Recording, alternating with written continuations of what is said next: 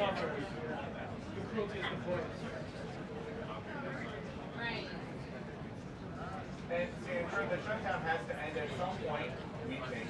We expect to hear more details about that, and the House opposition potentially any Republican hurdles to getting this bill passed. One form or another. Later on tonight, there are also new questions about affordability. This morning, the Treasury Secretary Scott said he thinks prices are going to start to come down. People will start to feel better about inflation in the first or second quarter of 2026. So we hope to learn a little bit more about what exactly the delays are here, what the administration claims on it will sell in the first or second quarter of 2026. There's also this story out of with special relationship with the UK. Says the Brits are going to stop sharing intelligence with the United States. They say these units to target cardinal Brussels in Britain if President Trump is going to be stopped sharing something in return. We'd also hear about that. And then, of course, we do think to what Commissioner Speaker concerning Jeffrey Epstein and the other Michael Neal talking to each other about President Trump or him for president. White House here have listed different things that his predecessor will climb up to the base release, and so we expect to hear that probably right off the top.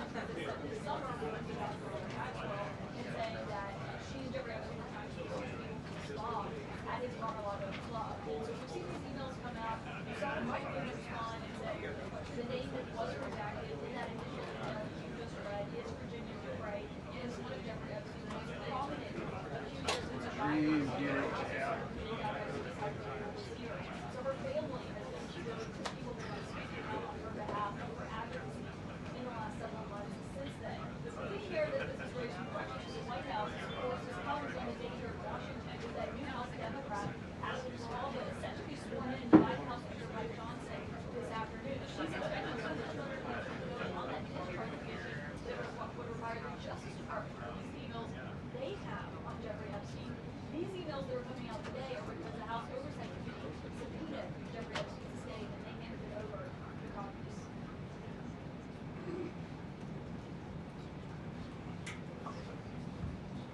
Yeah, this is with my colleagues Caitlin Polans, Hannah Rabinowitz, and Elena Tree.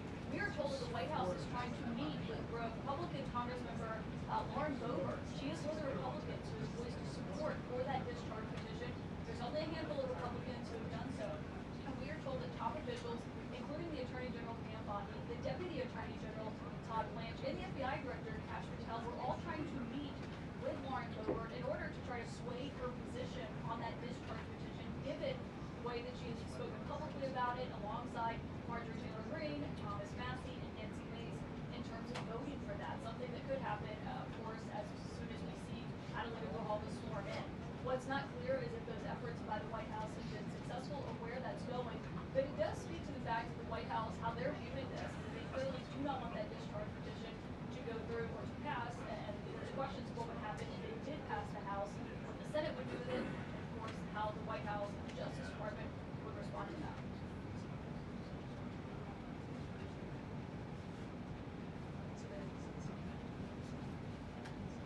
Based on the numbers they have right now, yes, it would. Unless maybe any of the other Republicans cross the aisle and said they were going to vote for it.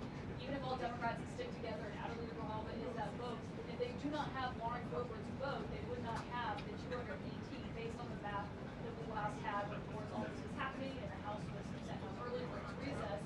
Those were the latest numbers. As you've seen, survivors of Jeffrey Epstein go up to Capitol Hill and meet with Republicans and meet with lawmakers and talk about their views on this. And so Lauren Boebert was one of those in favor.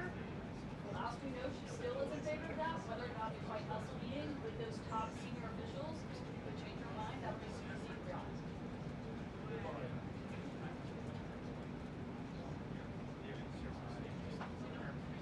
Yeah, obviously they're responding to the release of the emails. They're saying this is Democrats trying to smear the president.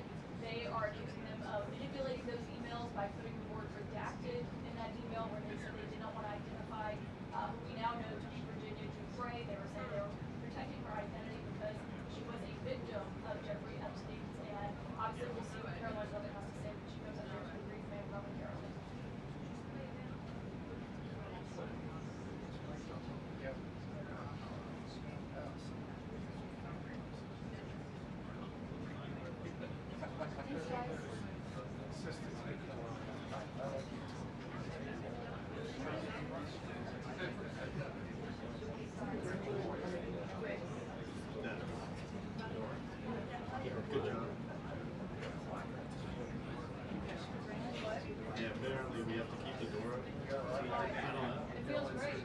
it's better than. I'm totally happy with it.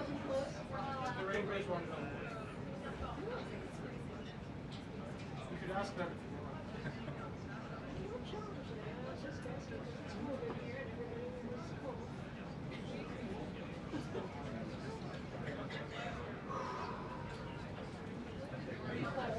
This is why we're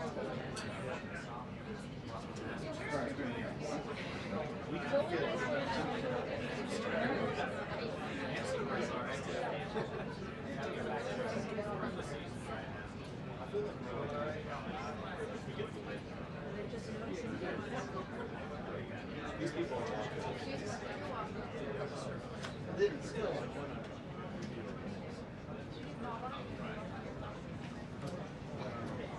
I think I will.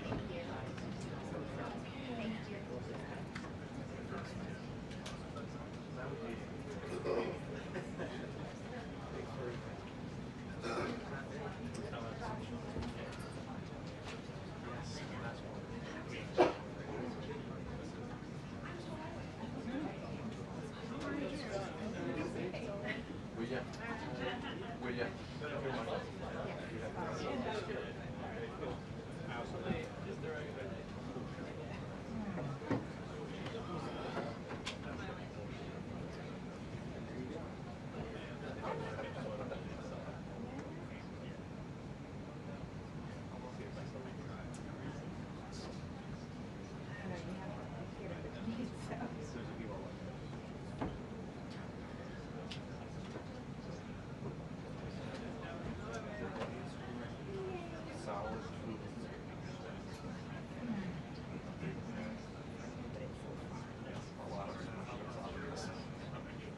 That was always something.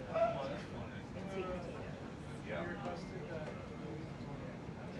I don't look at the old. Yeah. So It was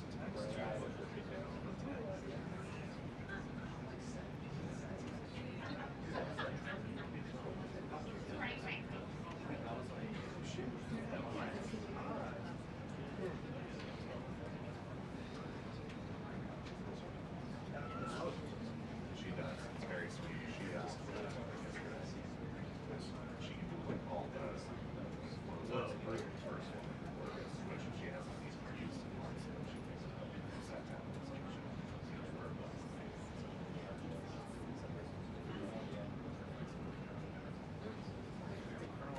You're lucky to have your first night. That's how I see it.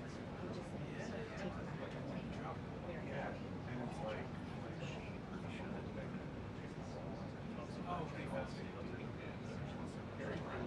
Oh, yeah.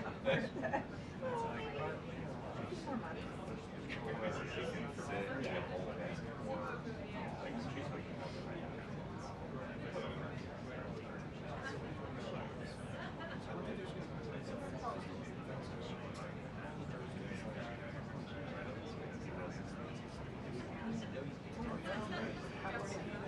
It's got, yes, it's got.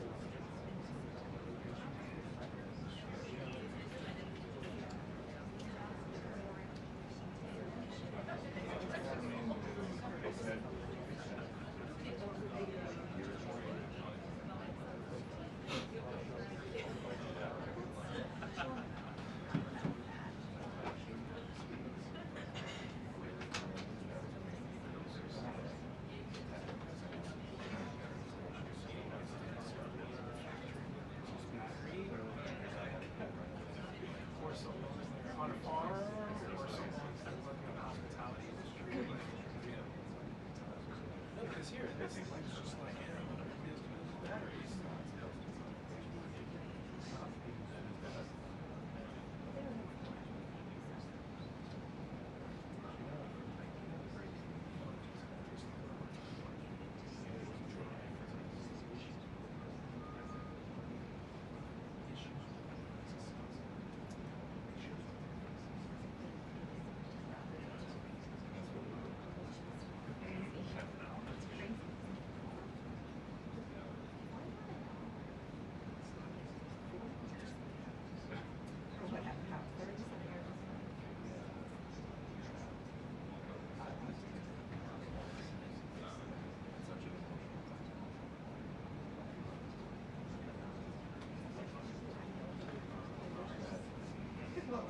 It's hard to see.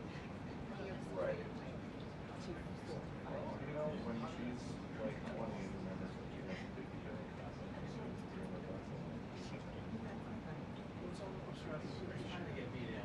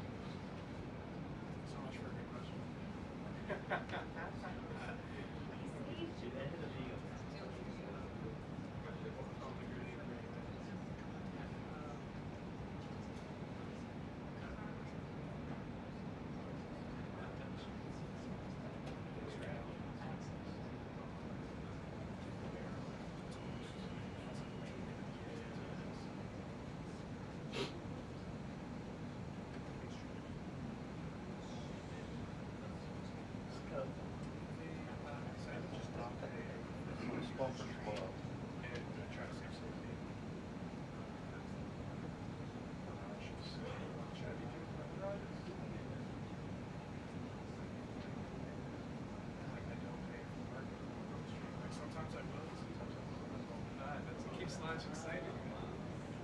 During the shutdown, none of us had tickets. I don't know. Maybe. Yeah. Haven't got me yet. But it's gambling's very bad. Thank you. It ruins the integrity. I am. Oh, I've seen those. Yeah. It's not specific. It's ridiculous.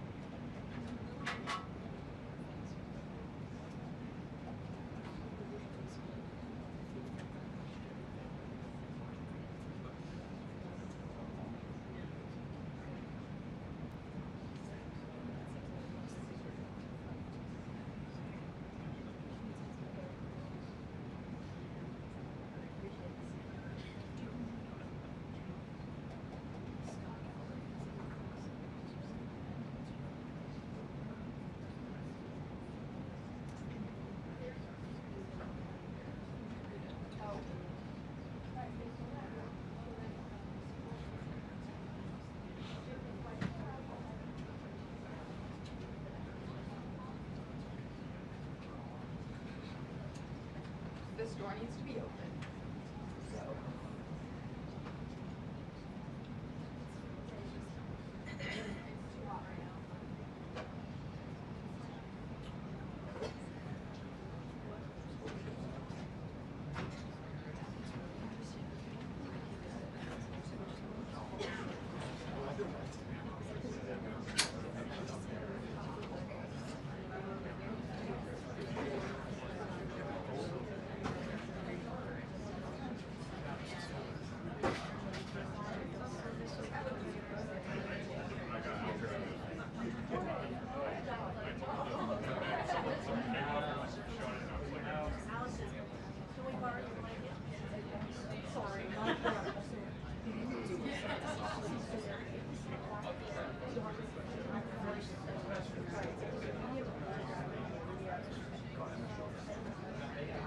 You're not going to let us in here anymore after this.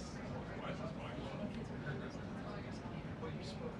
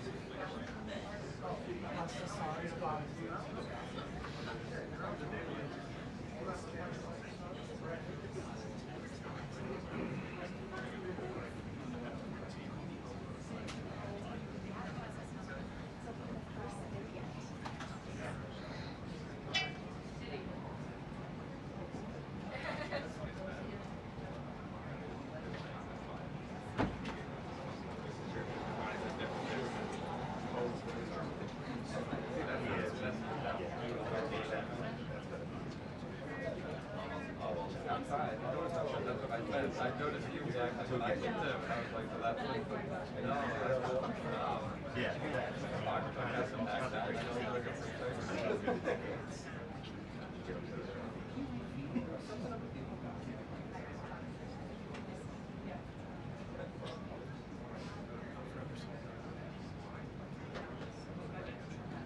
Yeah.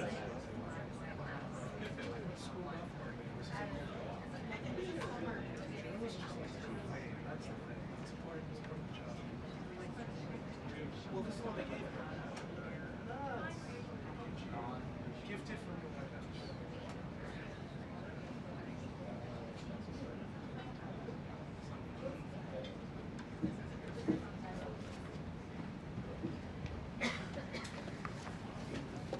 Good afternoon, everybody. Thank you for being here today. We are going to get to my remarks and Q&A as always, but I do have the FBI director with me here, Kash Patel. You all know him well, and he's here to provide an update for you all with respect to China. As you know, President Trump had a very successful meeting on his trip to Asia with President Xi, where they discussed the need for China to crack down on fentanyl production and distribution, which ultimately makes its way here to the United States of America. And the FBI director recently traveled to China following President Trump's meeting to meet with his counterpart in Beijing.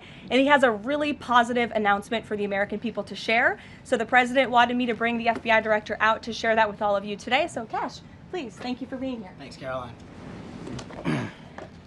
As Caroline mentioned, we have some tremendous news thanks to President Donald J. Trump once again for the American people.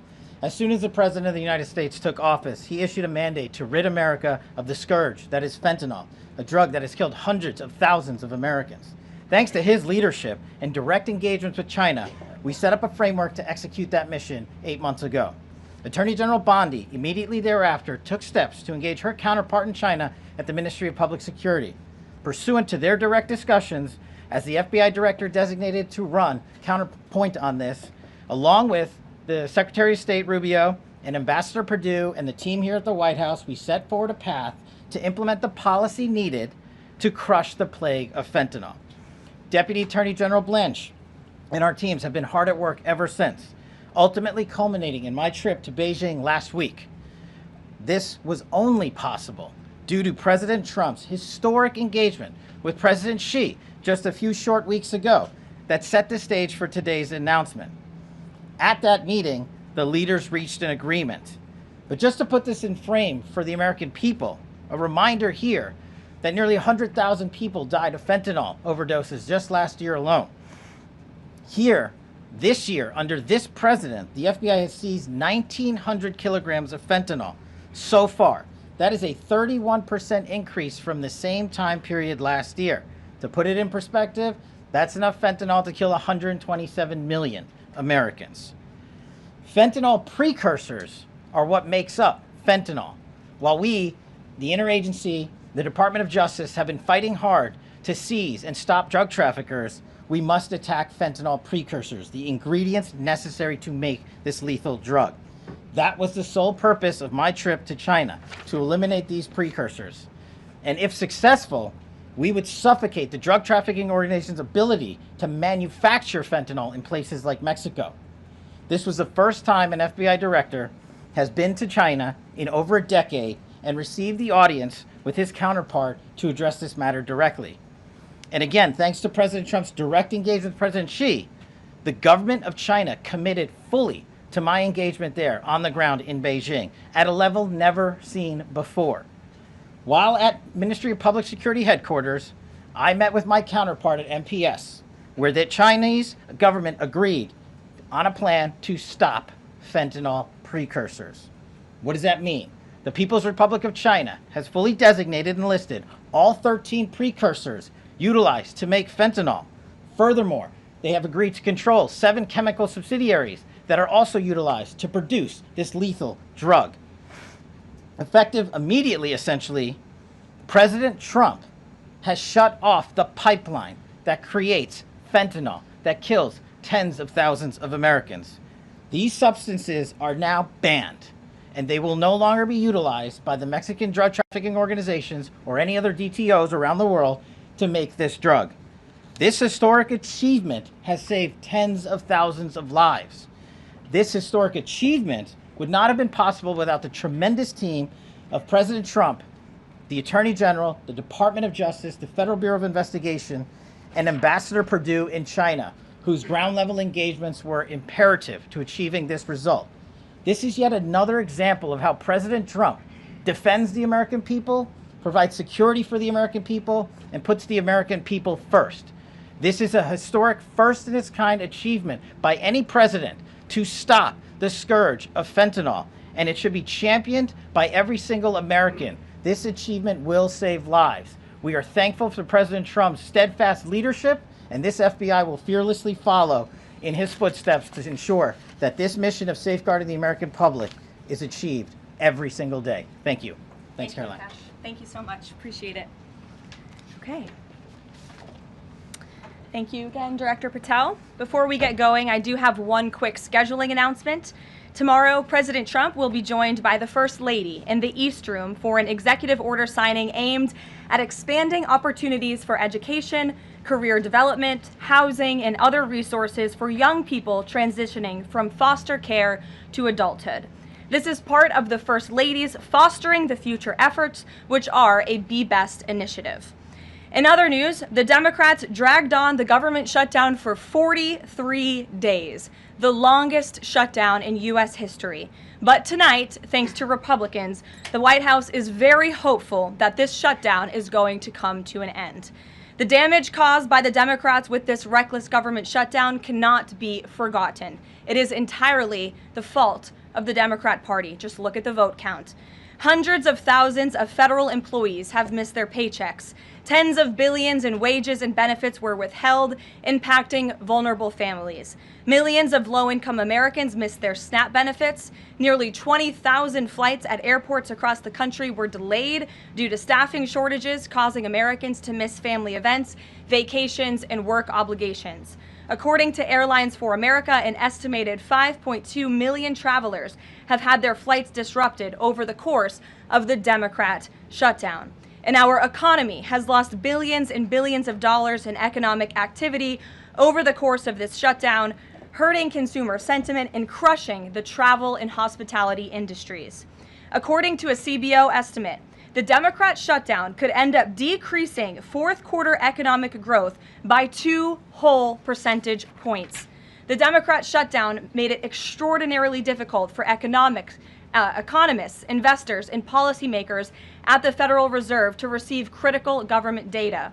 The Democrats may have permanently damaged the federal statistical system, with October CPI and jobs reports likely never being released. And all of that economic data released will be permanently impaired, leaving our policymakers at the Fed flying blind at a critical period. It's hard to recap all of this without asking a simple question: why? Why have the Democrats put the American people through this pain for 43 days in a row? And it feels like Groundhog Day being up here again talking about this Democrat shutdown. And the answer to that question is pure partisan politics. They started this shutdown with a ridiculous demand to force taxpayer-funded healthcare benefits to illegal aliens who broke into our country. Even after it was clear President Trump and Republicans would never force American taxpayers to pay for free health care for illegals. In fact, President Trump's One Big Beautiful Bill fixed that problem. The Democrats kept dragging this reckless government shutdown on for weeks longer to boost their turnout in an election, perhaps one may guess. That's because the Democrats are totally captured by their far left-wing base, who only care about attacking President Trump, even if it means hurting innocent Americans in our country. The Democrats' weakness and their unwillingness to buck the fringe members of their party dragged this harmful shutdown on for 7 weeks and inflicted massive pain onto the American public. But let's be clear, the clean CR being voted on today in the House of Representatives that will lead to the reopening of the federal government is what President Trump and Republicans have supported from day one. Our troops, air traffic controllers, and federal employees will be back to receiving their regular paychecks. Families in need will get back to receiving their food purchasing assistance, and the people's government will soon be back open for business. President Trump looks forward to finally ending this devastating Democrat shutdown with his signature, and we hope that signing will take place later tonight. On another matter, I want to address the affordability issue that's received a great deal of media attention this past week, which is ironic because it didn't receive that much attention when Joe Biden was here and inflation was at a record high 9%, the worst inflation crisis in modern American history. And President Trump won a landslide election in part to address the affordability issues created by Joe Biden and the Democrats. And that's exactly what President Trump has done since day one of his administration. Since the first day in office and every day since, the Trump administration has taken aggressive action to fix the Biden-created cost of living issues. The notion that the same Democrats who just shut down the federal government to sabotage our economy, rob people of their paychecks, and also helped Joe Biden ratchet up inflation to 9% are now suddenly affordability champions, that notion is completely absurd. And it's something only the liberal media would have the gall to push. But the reality is that President Trump and his administration have done so much to lower prices and increase the economic prosperity of the American people. And this president and his team of amazing economic advisors are going to keep working on this issue every single day.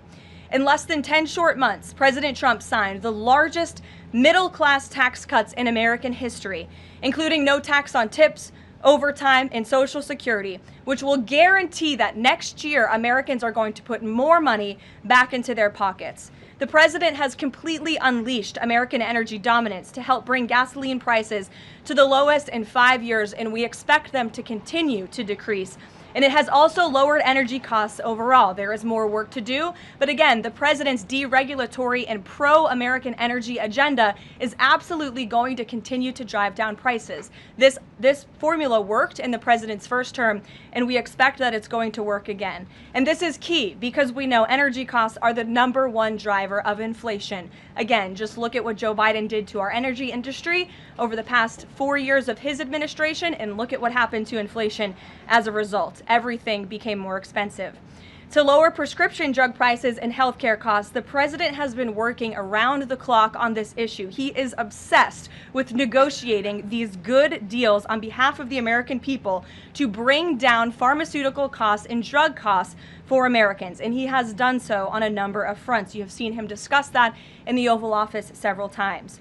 To fuel small businesses, lower their costs, and incentivize hiring, the Trump administration has already cut 30 unnecessary regulations for every new one on the books, which we know will save employers and small businesses across the country thousands of dollars in regulatory burdens. All of these pro-Trump policies are working, and they will continue to work. Wages are rising at the fastest pace of the start of a presidential administration in 60 years. The cost of the typical new mortgage is down by nearly $3,000 per year. There's much work to do, and this administration will continue to do it. But President Trump has already made great progress in cleaning up the economic disaster that was created by Joe Biden. With that, I will take your questions today, and in our new media seat, we have Bev Turner, who works for a new outlet, a UK outlet, but based here in Washington, D.C., GB News. Bev, thank you for being here today. Why don't you kick us off?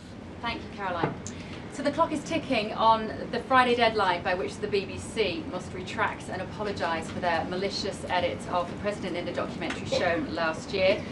The recently resigned Director General of the BBC yesterday described the organisation as the very best of society and blamed the enemies of the BBC for this outcome. Also yesterday, a senior government minister launched a fierce defence of the channel in the House of Commons, saying that the broadcaster remains a light on the hill for people all over the world. So, does the president feel that the network is taking the situation seriously?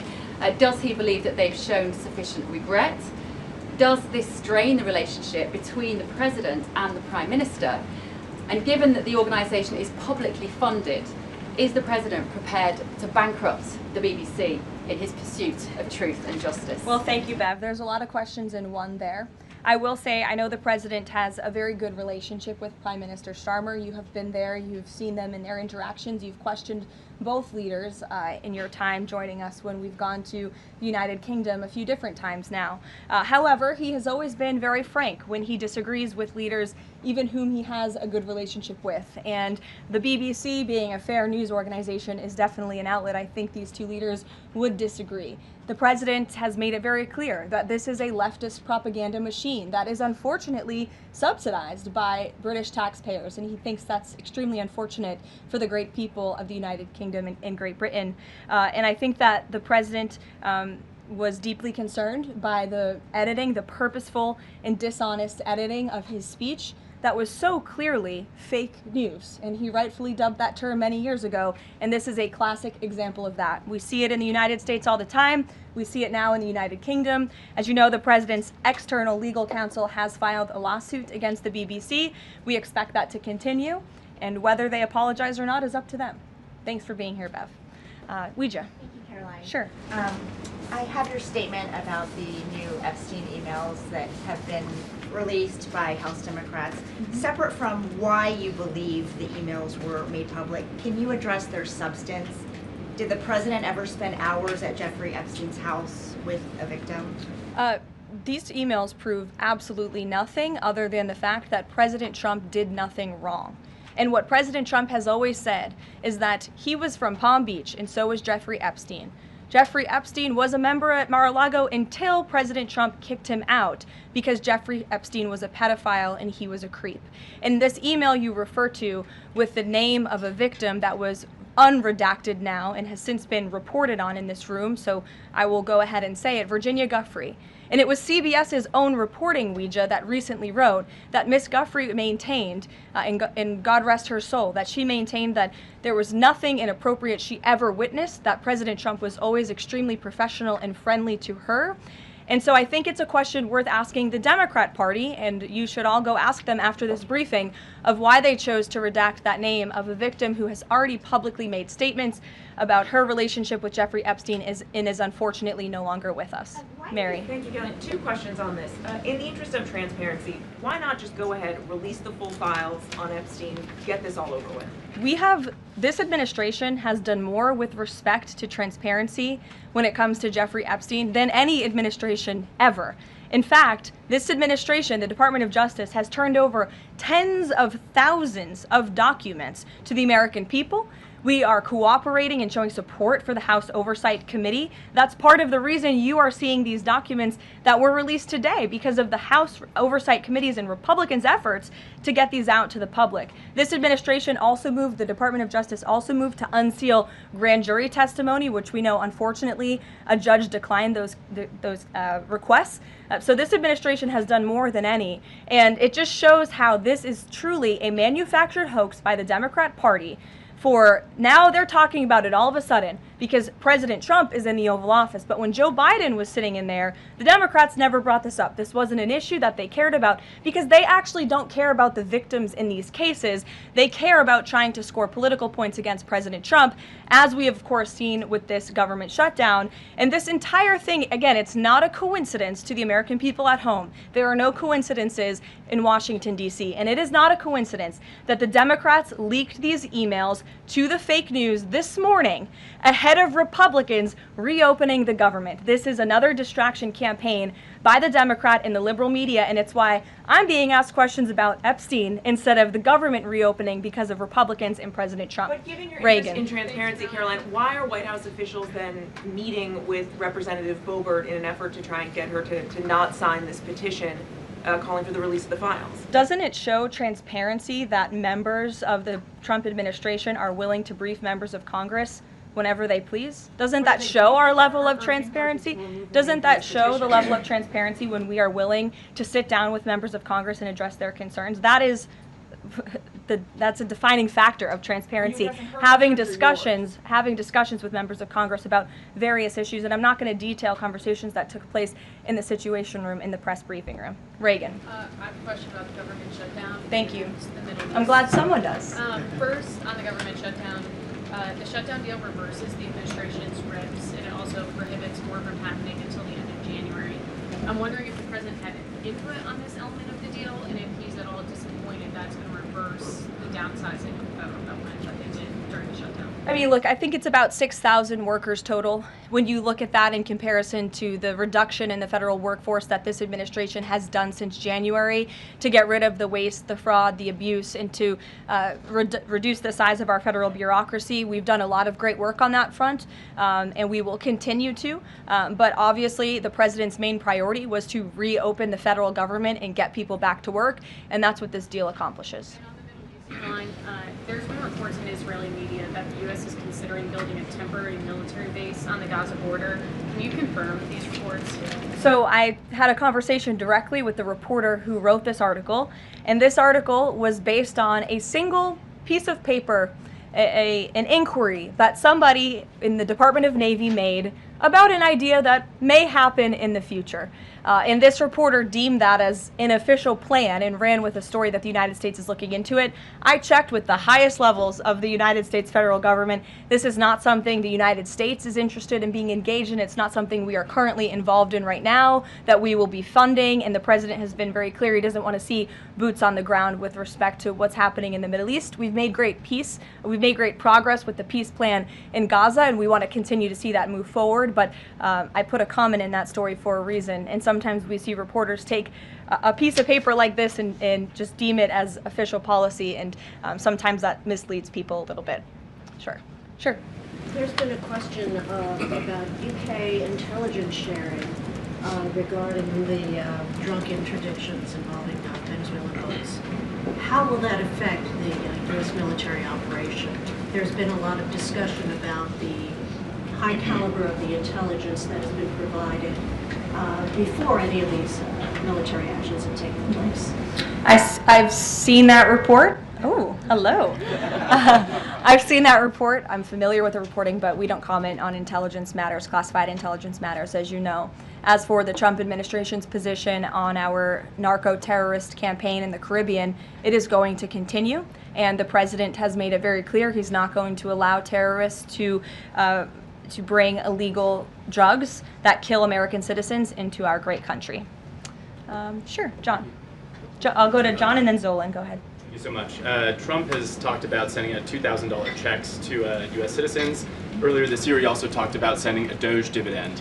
That didn't materialize. Should U.S. Citizens expect the $2,000 proposal? Is the White House committed to making that happen? The White House is committed to making that happen, yes, and we are currently exploring all legal options to get that done. I don't have a timeline for you or any further details, but I can confirm for you that the president made it clear he wants to make it happen, and so his team of economic advisors are looking into it, and when we have an update, we'll provide one. Solon. You said at the top that one of the costs of the government shutdown was that people missed their SNAP benefits. Can you explain then why the administration went to court to fight the funding of food stamps and SNAP benefits? So recipients missed their SNAP benefits because the Democrats shut the government down, and they forced the administration to tap into a contingency fund that did not even fund the full entirety of this program. And so then you had an unhinged judge who was trying to dictate from the bench what the executive branch has to pay for and where that money has to come from. That is judicial overreach at its finest, and so that's why the administration pushed back on that. We can't have the judicial branch telling the executive branch that we need to rob the Children Nutrition Fund, which is what this judge was trying to do, to pay for SNAP benefits. That's completely inappropriate and it's unconstitutional, and we've been proven right with that legal argument. But now the good news is, again, thanks to Republicans and in several hours President Trump, the government is going to be reopened, and SNAP recipients are going to receive their full benefits, which is what President Trump has always wanted to do. Stephen. Why also did you need the judicial process for that? I mean, during this shutdown, didn't the administration have a responsibility to tap into any of those reserves to ensure that essentially we did. We did tap into it. We did tap into the contingency fund. And then the judge told us, no, you have to get more money from a children's nutrition fund. And we felt that was judicial overreach. You shouldn't tell the president which fund he has to rob because the Democrats are holding the country hostage by shutting down the federal government. Stephen, go ahead. Well, if the president is considering a pardon for Ghislaine Maxwell? Again, he's answered this repeatedly. It's not something he's talking about or even thinking about at this moment in time. I can assure you of that. Stephen. Karoline, I've got two questions about New York for you. Sure. First, you always do. On brand for the New York Post. Yeah. Mayor-elect Mamdani, he said that he plans to reach out to President Trump and that, quote, this is a relationship that will be critical. Does the White House have a response to this planned outreach? It's the first time I'm hearing of it. I'll let the president respond himself to that comment by Mr. Mamdani. My second question, Jack Schlossberg, the grandson of President Kennedy, announced today that he's running for Congress. He, in the recent past, has referred to his uncle, the HHS secretary, as, quote, a rabid dog, and he has said that the Trump administration is, quote, the most corrupt in American history. Does the White House have a comment on this sort of comment from a rising star in the Democratic Party? I don't even think such ridiculous comments are worth responding to. Obviously, those things are not true. And Secretary Kennedy is doing a phenomenal job bringing transparency and the gold standard of science back to our healthcare system. Eamon. Thank you, Caroline. The president's hosting a number of Wall Street CEOs for dinner tonight here at the White House. Can you give us the names of the CEOs who are going to be here and give us a sense of what the president's message to Wall Street is going to be tonight? I don't have a full list for you in front of me, Eamon. I know you've reported on some names, and we've helped you navigate whether those names were truthful or false.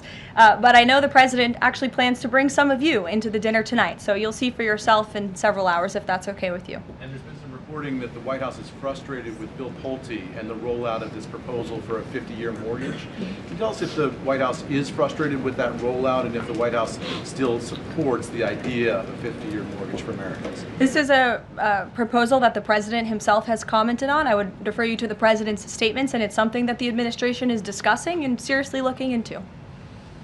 Sure. Thanks, Kelly. Danny, and then go ahead. Thank you. Some Democratic members of Congress have invited Britain's former Prince Andrew to testify on the Epstein scandal. I was just wondering if President Trump thinks that former Prince Andrew should indeed come and testify to Congress on that. I haven't spoken to him about that specific matter, but I can ask him and get back to you. On the government shutdown, the president and House Republicans have made clear they were not going to negotiate health care strategy or policy while the government was shut down. Now, assuming that it reopens tonight, is the president intending to invite any Democrats over to have negotiations over these subsidies or any other plan to bring down the cost of health insurance? I will just add that, as you pointed out, the Democrats were holding our country hostage to try to negotiate on a healthcare system that they created. Obamacare, as it's famously called, is a system the Democrats created. It is a broken system. It has driven up healthcare costs dramatically in this country. And now they shut the government down to try to fix that system they broke. It doesn't make any sense to us, which is why the president said that's a completely untenable position. However, once the government reopens, the president, as he's always maintained, is absolutely open to having conversations about healthcare. And I think you'll see the president putting forth some really good policy proposals the Democrats should take very seriously to fix, again, the system that they broke. You can't trust the same people who broke the system to fix it, and so the American people will continue to hear from the president on this issue. Follow up on the question about the $2,000 payments of tariff revenue. The president had also talked about using tariffs to bring down the national debt.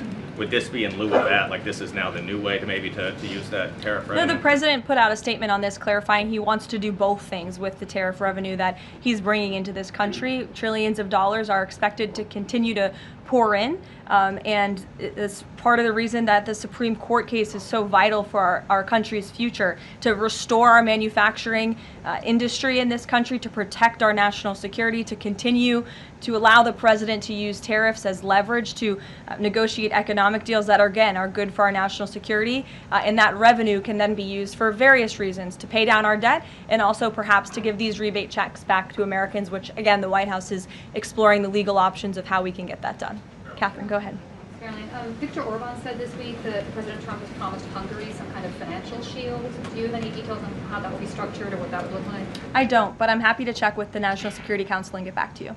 One more. You recently said you'd check with President Trump about why he needs to get an MRI on his recent trip to Walter Reed. Do you have any more detail on that? I do, and I'm glad you asked. As stated in the memo provided on October 10th, President Trump received advanced imaging at Walter Reed Medical Center as part of his routine physical examination. The full results were reviewed by attending radiologists and consultants, and all agreed that President Trump remains in exceptional physical health, which I know all of you will see with your own eyes later this evening when he opens up his dinner to the press, and perhaps you will see him when he signs the bill to reopen the federal government. So stay tuned on plans for that. Thank you, everyone.